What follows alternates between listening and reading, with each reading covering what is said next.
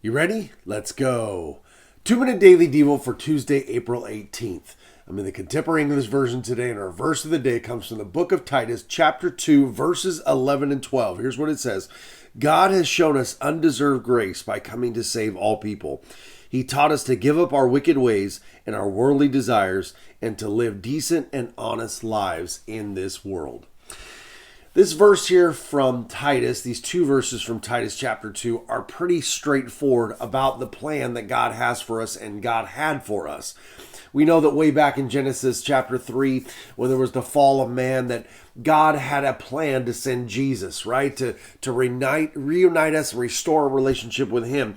We know that Jesus came to restore that relationship by dying on the cross. And that's what this says. God has shown us undeserved grace by coming to save all people.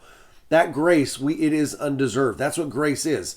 Grace is undeserved merit or favor, something that you can't earn, that you don't deserve, but God extends to us anyway. That's what he did by giving us Jesus to die in our place for the sins that we've committed. Undeserved grace to save us. And as a result, here's what verse 12 says. He taught us to do what? To give up our wicked ways and our worldly desires and to live decent and honest lives in this world. We know that we are saved by faith. We're not saved by our works. We're saved by grace and faith alone. That God gives us his grace and we put our faith in Christ and therefore we're saved. It's not by works. But as a result of God saving us by that grace and that faith, we have an obligation to live for him. That God has taught us that we need to put aside our worldly desires. That we need to live honest and decent lives. We need to live for Jesus.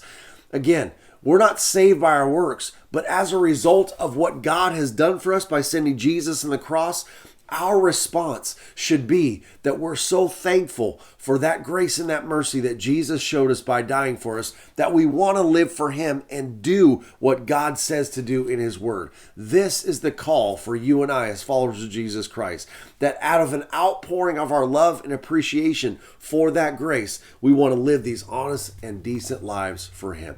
All right, that's it, guys. I'll talk to you tomorrow.